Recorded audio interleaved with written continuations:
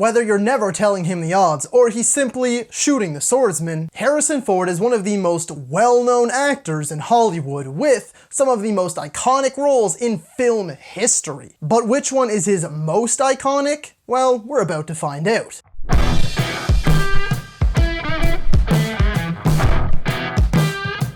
Hello ladies and gentlemen, and movie lovers of all kind, and welcome back to another Cinema Showdown. As always, I am your host, Brett Murphy. Before we hop right into the meat of things, folks, be sure to check us out on social media. We are on Facebook, Twitter, and Instagram, all at BamTubeTV, where you can find out about everything that's upcoming on the channel.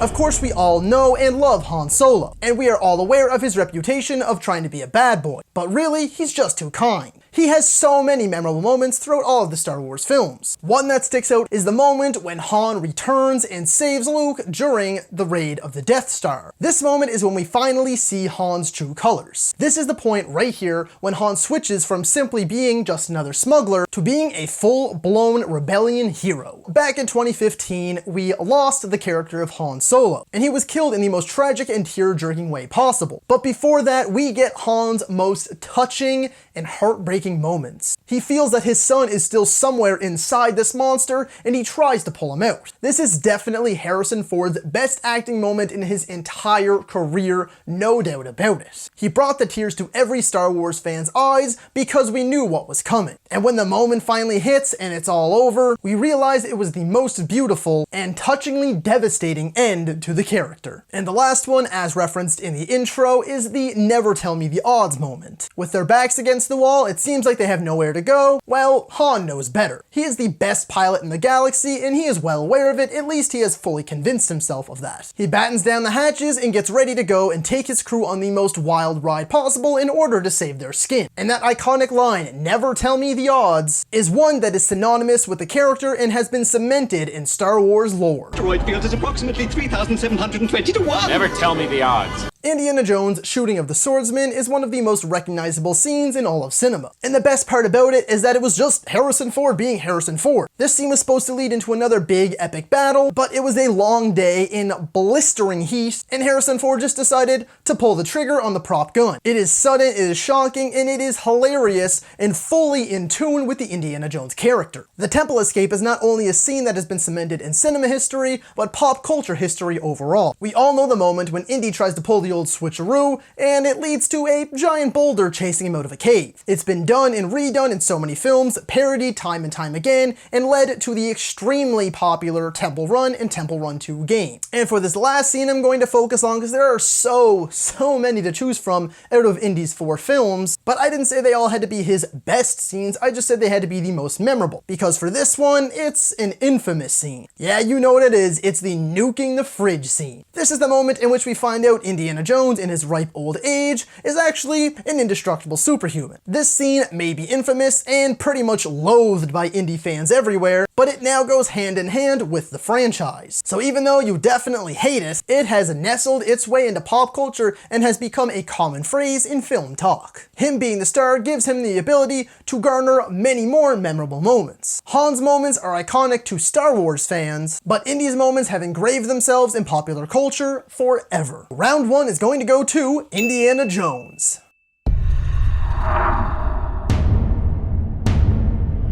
We all know that there is no Han without Chewie and there's no Chewie without Han. But also along with this ragtag crew are the likes of Luke Skywalker, Princess Leia, C-3PO, and R2-D2. This is the main crew that we follow, know, and love throughout all of the good Star Wars movies. They help each other out of every situation and they are willing to risk it all in order to save or help one another. With Indy, he has the likes of Marion, Short Round, Willie Scott, his father, Henry Jones Sr., Sala, and Mutt Williams, his son. But honestly, these guys and gals aren't really all that memorable. Some of them aren't even liked at all by their own fans. And although there are moments that the women do hold their own, a lot of the time they just become damsels in distress, which really sucks because, as I've said, we know that these women are strong and can do their own thing. Indy's allies just seem to mostly need rescuing or just simply tagging along on Indy's adventures. Without a doubt in my mind, round 2 is going to go to Han Solo.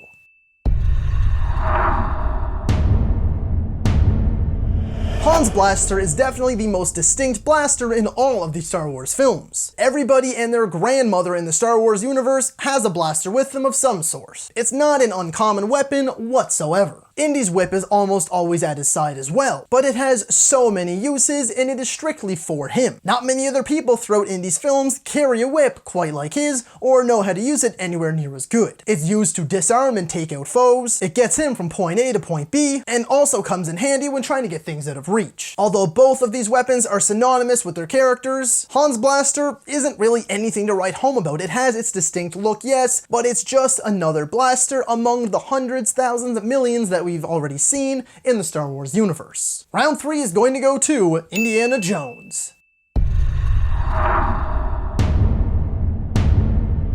Han Solo has memorable villains like Jabba the Hutt, but also the likes of Boba Fett and Dryden Voss. Han doesn't really have it out for Darth or the Emperor, he's just in the rebellion to help his friends. But in regards to these 3 villains I've named off, they are iconic except for you, Dryden Voss. Sorry, buddy. I mean, seriously, who doesn't know Jabba the Hutt? Boba Fett is one that kind of has fans divided. He is iconic, but for what reason? He's barely in the original trilogy, yet everyone seems to love him. Iconic nevertheless. And Dryden Voss, despite Solo being a mostly forgettable flick, I actually did enjoy Paul Bettany's performance. While Indy was matched up against the likes of Major Arnold Toth, Mola Ram, Dr. Renee Belloc, Walter Donovan, Irina Spalko, etc., aside from probably Renee Belloc and maybe Irina Spalko, Indy's villains are all completely forgettable. Round 4 is going to go to Han Solo. If you're enjoying this video, be sure to check out the channel so you can find the rest of our cinema showdowns, and while you're there, don't forget to subscribe and hit that little bell icon so you can be notified about all of our recently released videos. Now on to the final round.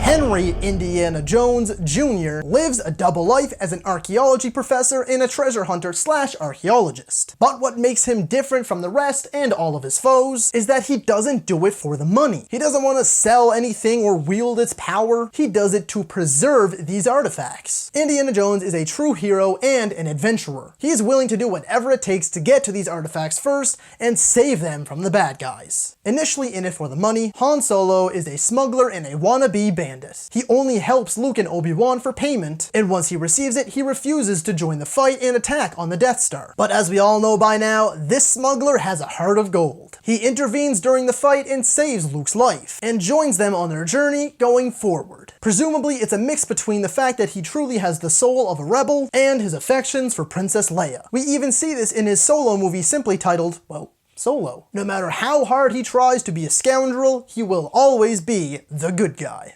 Both share very similar motives. Despite living a double life, both lives are good and honest people. Han's motives just make him more intriguing. No matter how badly he wants to appear as this rugged smuggler who only cares about himself, he can't help but always do the right thing, putting his life on the line countless times for others. This is such a difficult choice as I love both of these characters and they are very near and dear to my heart. But I know that there is only one answer. The winner and the crown is going to go to Han Solo.